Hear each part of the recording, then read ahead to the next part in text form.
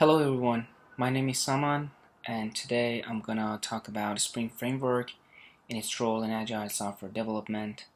This is the Advanced Software Engineering course, Fall 2014.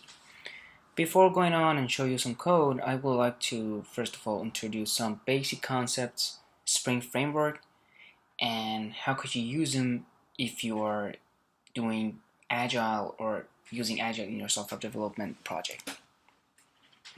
So one of the main problems actually in big software application is that the dependencies between different modules, different layers, and this dependency sometimes could cause some problems. So some of these dependencies include application layers, like you have different layers in your application. One of them is presentation layer, such as the user interface or HTML5, CSS in web application.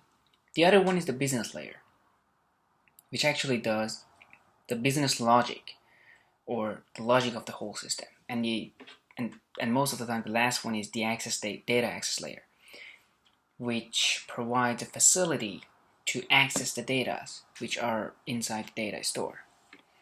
It is possible that your whole software is also dependent on external components like frameworks or libraries. For example, you are using some libraries to do more complicated things, or your application is dependent on external services like web services. Sometimes some companies, some other application are exposing some services over the web, and your application is using those services to achieve some goal like a map or email or bank transaction or whatever. So these kind of dependencies in large software projects may cause different problems. So actually, this kind of complexity or these kind of dependencies could decrease the speed of progress in your project. So some of these problems are tight coupling of software components. So the software components are tight coupled or really dependent to each other. And this tight coupling could slow down your progress. And software becomes hard to maintain. So in the future, you want to add some features, you want to extend your modules. So changing one module could make a different kind of problems. So different modules which are using the module that you're changing should also change. And this is not what we like, or this is not an appropriate thing. And the last one is difficult to isolate when testing. So different members of a team are developing different modules and they like to test their own module. But the problem is when the project gets bigger and bigger, the modules may depend on different kind of other modules, and testing gets hard because first of all, you need to have other modules to test your own module, and also those other modules may need other ones, and this goes on, and you sometimes need the whole environment to test your modules. But you would like to have some environment that you can individually test your modules. So the whole thing that we have talked about before, up until now, is called dependency injection. So dependency injection describes how one object resolves or finds other objects on which it needs to invoke some methods. So objects need each other, and they need a way to find each other. So this is what we call dependency injection. So there's some different kind of dependency injections approaches, just like direct instantiation, which you may find in really simple applications that one object, or actually in one class, one method is instantiating an object from another class and using that object to call the methods of another class, which is not appropriate. If the project gets so much big, you cannot handle it. So there are a bunch of lines of codes inside your classes that makes them more complicated or shift them from their actual purpose. And the code gets messed up, dirty, and we don't like to have something like that. Another way is factory pattern. So we have one factory objects which takes care of assigning objects to each other. So objects do not need to hardly coded instantiate other objects inside themselves. They just ask the factory bean, and the factory bean would give them the appropriate object to achieve their goal. And the last one, or another one, is registry service, which is actually is the something like the factory pattern, but maybe more technology specific, like EJB, which is abbreviate for Enterprise Java Beans, and the objects are registering themselves in JNDI, and then different objects could ask JNDI to access other objects. Version of control is a design pattern that has implemented the dependency injection. So what it calls that a software design pattern and set of associated programming techniques in which the flow of control of a system is inverted. What does it mean is that there is an external container of application framework. So there is an external container out there that takes the responsibility of creating and passing dependent objects to each other. So the object doesn't need to take care of accessing or creating other objects or wiring themselves to other objects. The external container would take the responsibility, and the objects themselves could mainly focus on their own purpose, not other things. So, just like any other pattern, dependency injection has some advantages and disadvantages. So let's talk first about some advantages. As we said before, we are achieving loose coupling between our objects. So actually, with using inversion of control, the connection and wiring between objects is done at runtime, not at compile time or link time, exactly at runtime. How? The different objects are registering themselves to the container, and then the container takes this responsibility to pass them around to each other. And also we know that one of the consequences of loose coupling is promoting good object-oriented design. So we definitely would achieve object-oriented design, and mainly in this pattern we are gaining object composition rather than reuse inheritance. And this would also increase the stability of individual components, because the objects does not need any particular container to run. They can somehow simulate the other objects, or the other objects are inside the components, and you just easily can attach or detach one object from the container. As a result, there are some disadvantages for dependency injection, because mostly in implemented frameworks for inversion of control, the wiring between the objects is done and is hard-coded inside an XML file. So you just define your beans inside an XML, and then you're wiring them together. And the XML file could go large, different number of lines in that file, and it makes it hazardous. So actually, we need to put some burden or effort on that file. And one of the most important problems with this pattern is that, as we said before, everything is done at runtime. And in order to achieve that, languages like C# or Java need to use reflection or bytecode manipulation, which is performance hungry.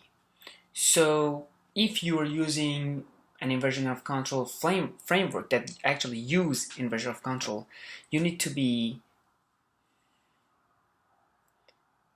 make sure that the performance of that framework is good, it has been optimized, and using good methods to implement IOC. I have chosen a Spring framework for different kind of reasons to be an example today.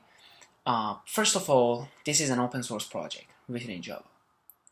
And second is that it is well known. There are many different developers right now that are using Spring framework. There are a bunch of resources out there. There are a bunch of examples out there. It has been well tested.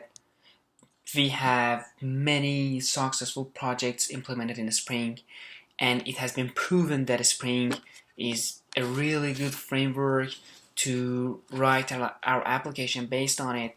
So I would advise for all of you to go and learn a little bit about Spring Framework, because it is right now well used and well known, and really reduce the time of implementing a code or an application. So basically, Spring Framework contains 7 modules, 7 core modules. These modules are Spring AOP, Aspect-Oriented Programming, Spring ORM, Object Relational Mapping, Spring DAO, Spring Data Access Object, Spring Web, Spring Context, Spring Web MVC, Model View Controller, and Spring Core. In next slide, I'm going to talk briefly about all of them. The most important module in a Spring is Spring Core. So this is the most fundamental part of the Spring, which provides IOC and DI feature. The most important concept in a Spring Core is Bean Factory. So the Bean Factory is the factory that we've talked about in previous slide, which provides sophisticated implementation of the factory pattern. So you heard about factory pattern, which removes the need for programmatic singletons. And what it does is that you have configuration files and you have your actual code. So these are different. So you write your actual code, you write your classes, modules, and then you wire them together with some specific configuration inside the configuration file. And Spring gives you more way to customize the configuration, add more properties, add more feature. The next thing is Spring Context, which is actually built on top of the Spring Core, which provides basic functionalities of a Spring. And different modules inside the Spring are getting the information about beans and properties from the Spring Context. The next one is Spring Web Context. Spring Web Context actually takes the responsibility of handling the web part of web application, and it provides many different kind of functionalities that are used in web application, like multi-part file upload, which is well used if you have a form in your website, or initialization of the IOC container. So in a web application, we don't have a main function. So somebody should take care of initializing the IOC and the beans inside the context. And this is actually the Spring Web Context which can do that. And also, there are a bunch of packages and other frameworks on the website of Java, like struts, webwork, and cast single sign-on, and whatever. And you may want to integrate them to Spring. You might use them. You might have an application written on top of those packages, and you want to right now integrate them with Spring. So Spring Web Context is a door or a dock to connect your Spring context to third-party web frameworks or other things. Spring DAO actually takes the responsibility of accessing the database. So it does some general thing when you are accessing the database, like opening a connection. So you don't need anymore to every time open a connection using JDBC and close it or wherever. It is done automatically by Spring. And also, when you are executing a query, if there is something wrong with the query, you would see an error, and the error is sometimes not human friendly to read and actually debug. So it takes the responsibility of reading those errors and convert them to some kind of Java exceptions that you can handle you can handle the exceptions inside your Java code. And you don't need to write SQL query anymore. You can do that, but there is a functionality that you write, query your database using functions and objects, and also it provides facility for transaction management. So in different web applications, we need transaction management, which is tedious, and we don't like that. And the Spring can just handle it. You just write the code, and the Spring handle the transaction management. And also, it prevents problems such as connection leaks or whatever could goes on when you're accessing the database. Another module or functionality that Spring provides is aspect-oriented programming. So let me first talk about what is aspect-oriented programming, because it's so popular right now, and there are different kind of languages or packets or libraries that provide AOP to developers. The programming technique that allows programmers to modularize cross-cutting concepts. Like, you're actually running a code. There's some part of the code when it's running, some points of the code that you want to run something, like take a log, or roll back the transaction, or open a transaction. So, in a simple programming, in object-oriented, what you need to do is that write a function to do the logging, or write a function to roll back the transactions. What it does is that the code gets dirty, and who reads the code cannot focus on the main functionality of the code. But what you can do is that you design the functions, the bare functions, and you also write those cross-cutting functions. And the AOP module or programming language or the library takes the responsibility to mix them together at runtime or compile time or whatever. But the point is the programmer doesn't need to do that. It just provides the points, it just provides the functions that are going to run at those points or called at those points, and it also provides the native code, and then our AOP component takes the responsibility to mix them together. So Spring AOP does something like that. So you can use that feature. Like we was talking before about Spring DAO, that how it provides transaction management. The DAO use Spring AOP to do that. And another one is Spring MVC, Model View Controller, which is so popular when you're writing a web application. So model, view, and the controllers are separated, and Spring provide such a thing for the developers. So you can both use Spring MVC or other MVC frameworks like Struts. All of them are getting integrated with Spring Web Context, but natively you can also use Spring MVC, which is more easy, or more integratable with the Spring core.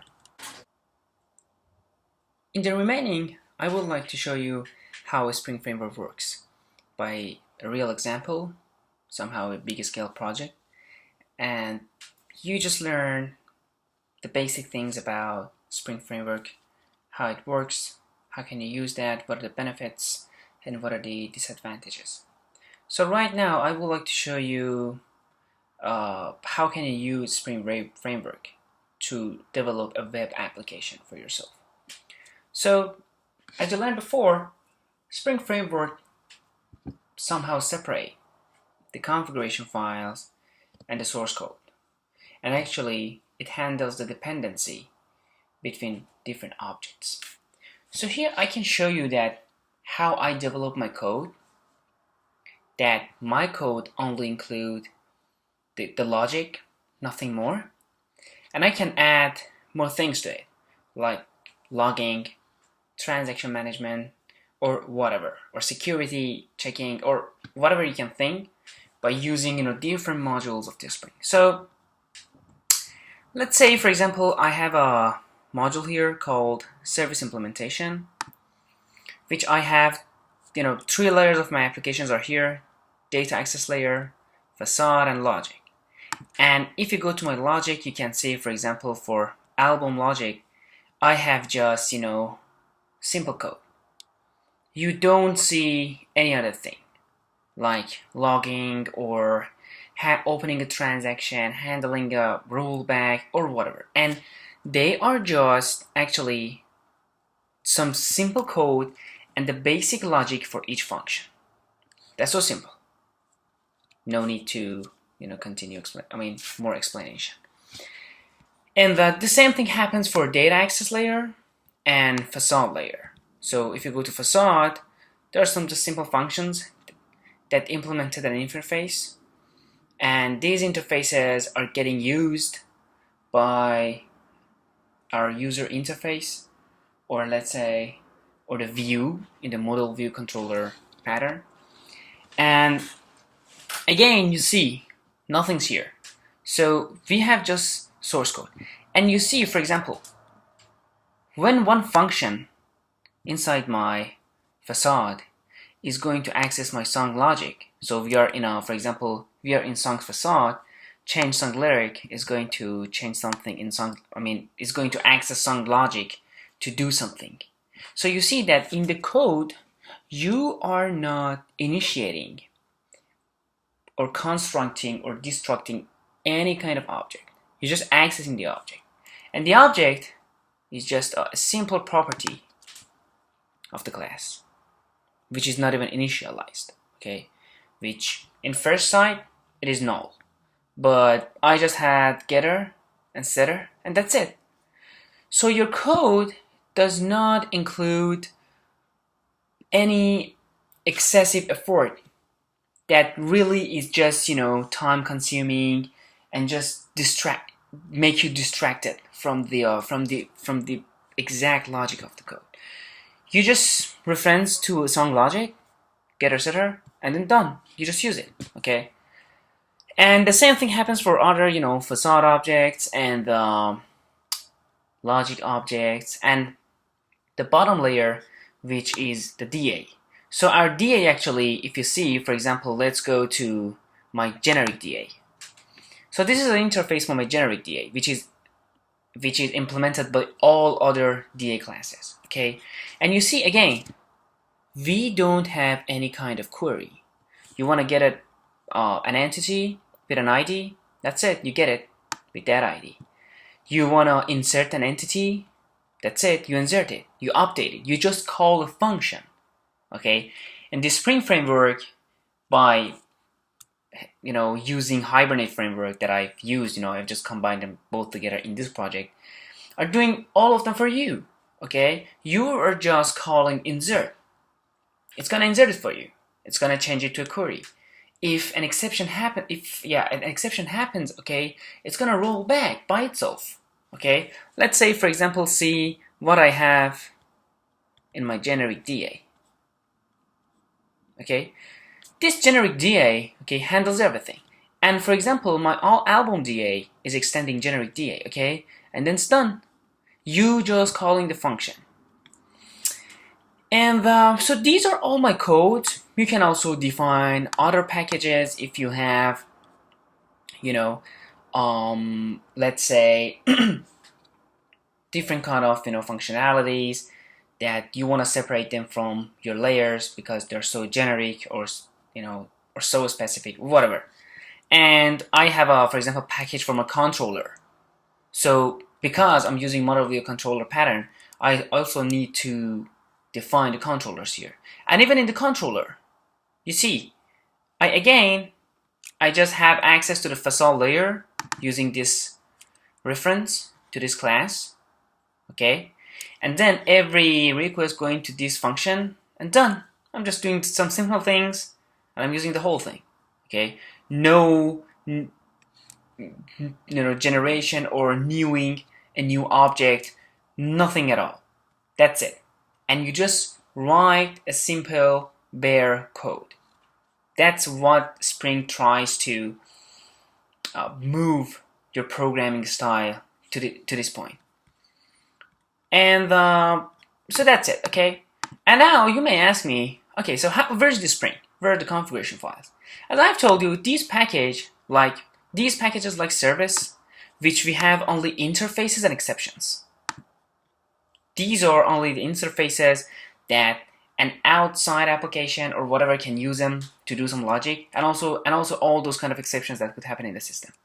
And my Hibernate entities, that are the entities that are gonna go to persist in the database.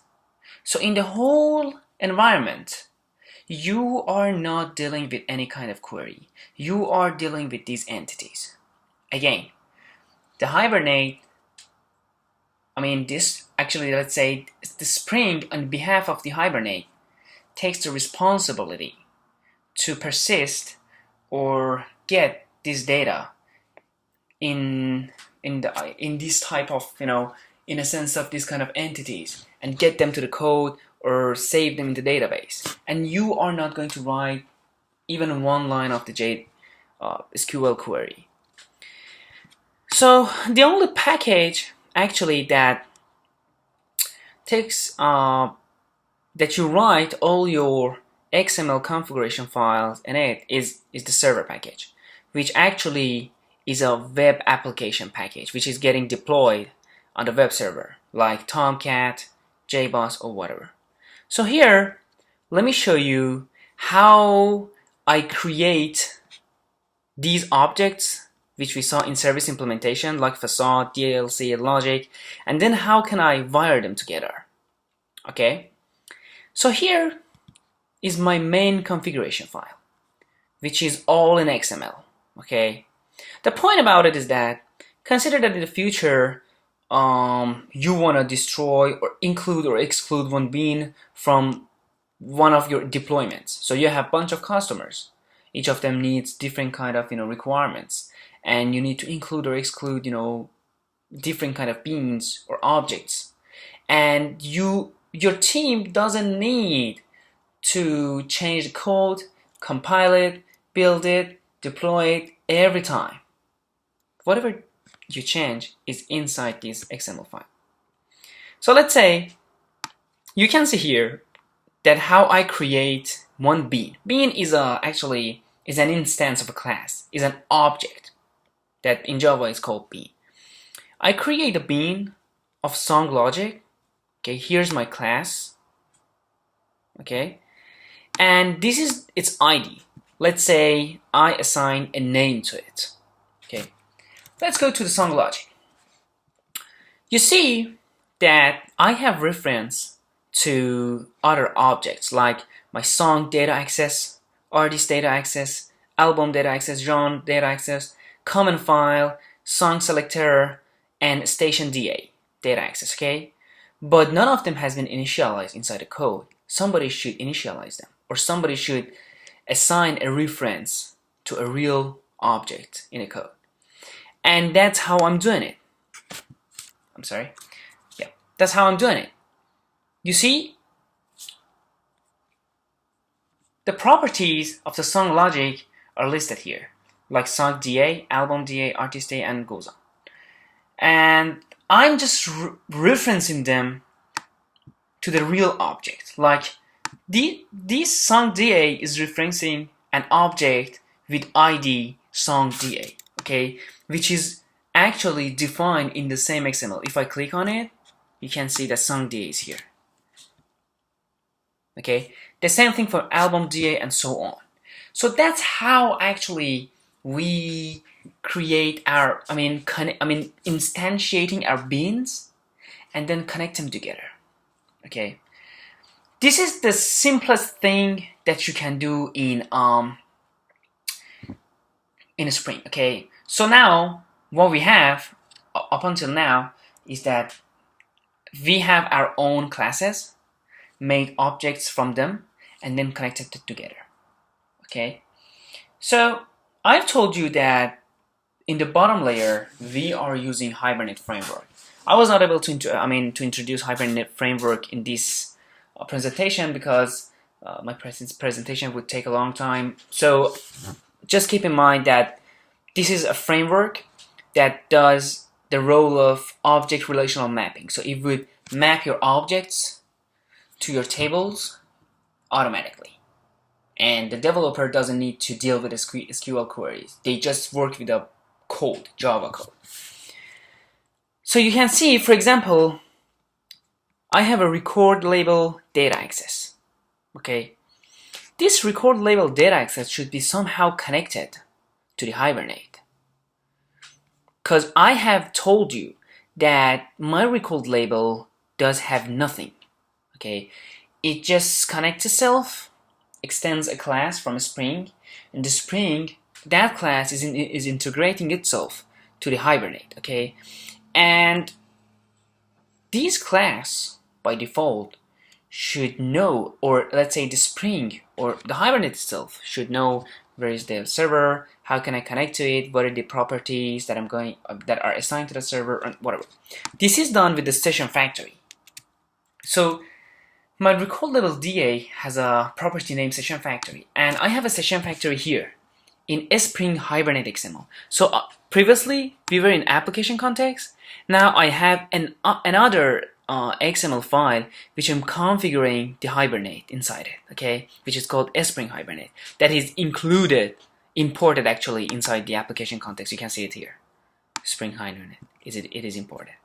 So in this one, I have all my configurations for my actually Hibernate that is going to access a database. Okay, there are a bunch of properties that you can set. For example, max connection age, which is in millisecond, or I don't know, I forgot if it's a second or millisecond.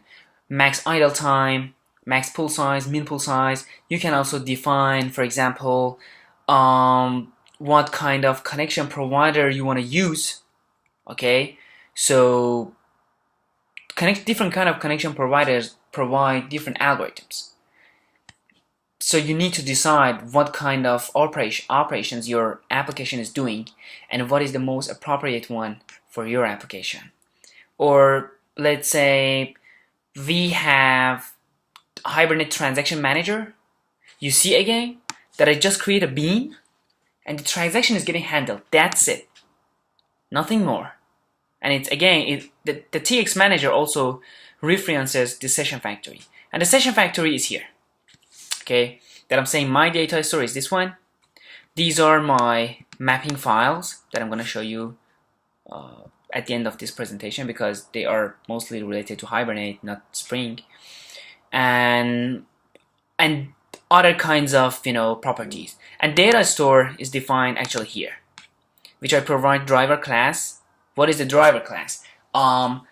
You may want accessing Oracle, or you may want to accessing MySQL, or SQL Server. Okay, the application is here. You are not changing anything. The Hibernate takes care of accessing different kind of vendor specific database management systems. Okay, so right now I'm just using MySQL. You may see what is this value. I'm gonna tell you what is this value.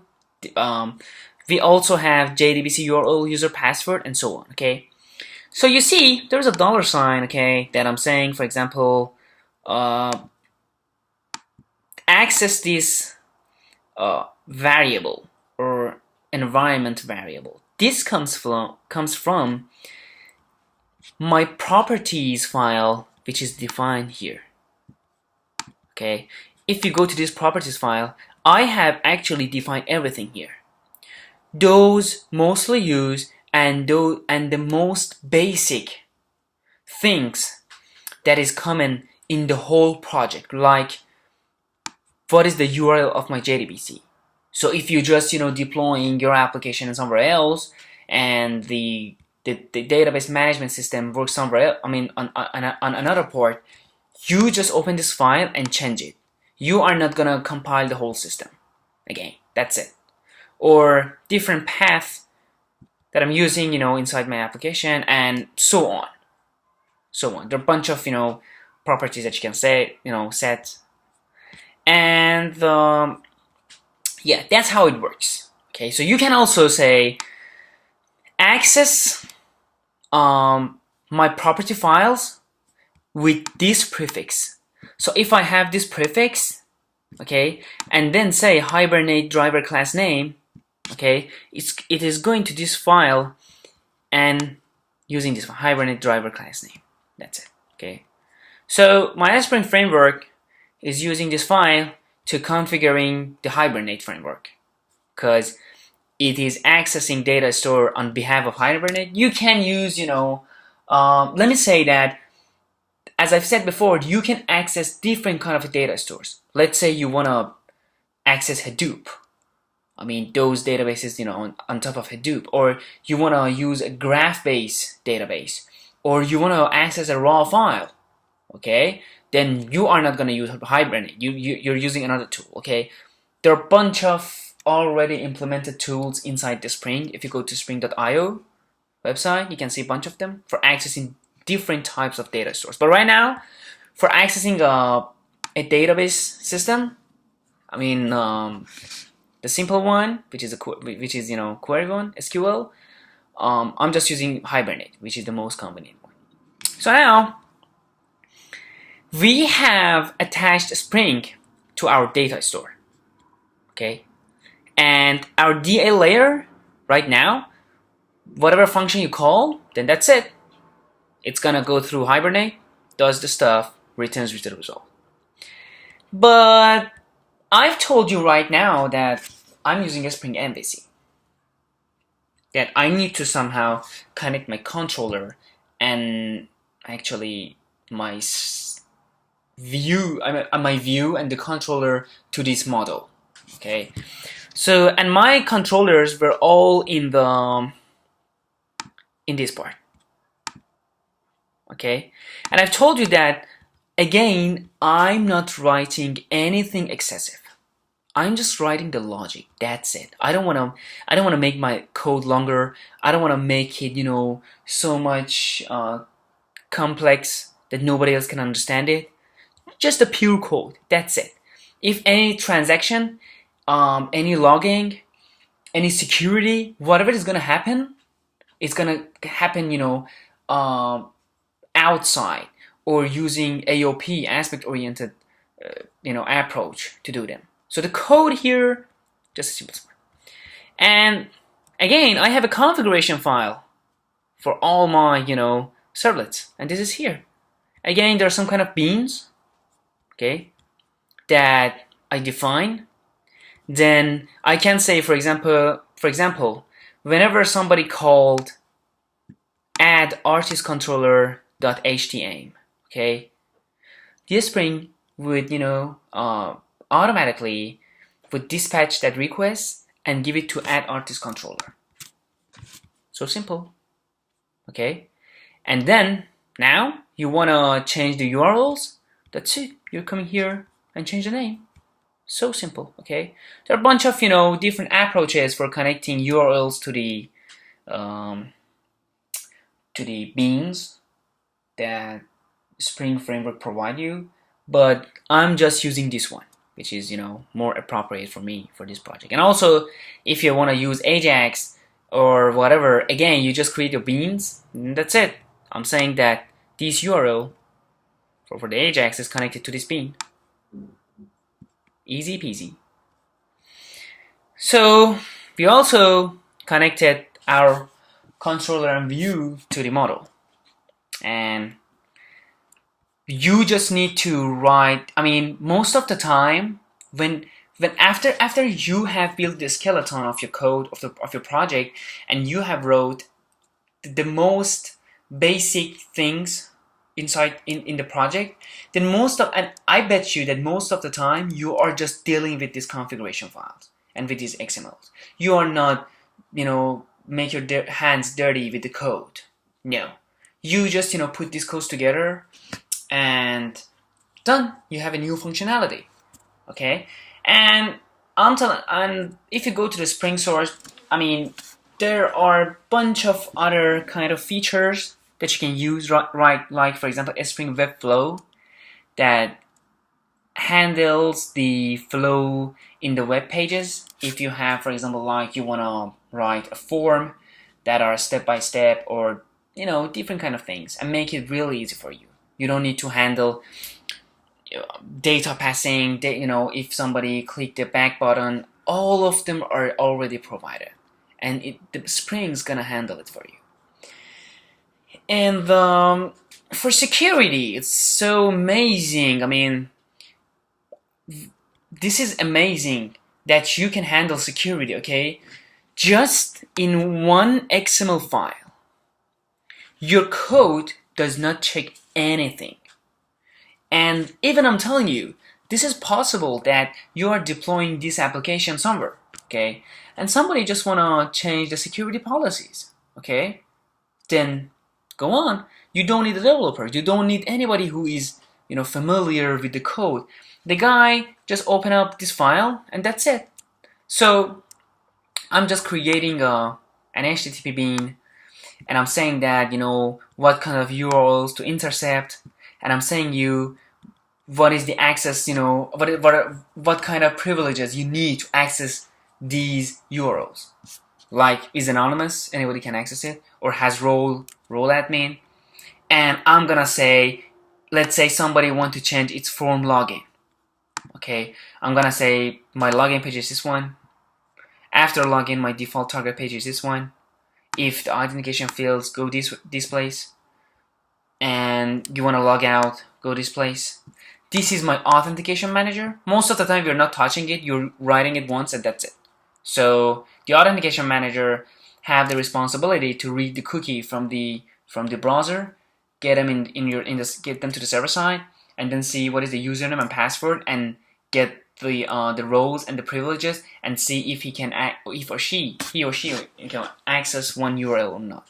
And let me tell you something. Consider, the beauty of this kind of design comes when you are doing a job. If you have, if you've seen all these XML files, you can see that you can change the code, add new feature so fast. You don't need to spend too much time to understand the code. You don't need to spend too much time to, fix the bugs or put the code together. And I think this framework is really appropriate for those teams who are doing agile. And I have experiences on it, many years. And I also started working with people who had not even good knowledge in Java, not just about web development, just Java. And the methodology that is being used in Spring really pushed them to be perfect in programming.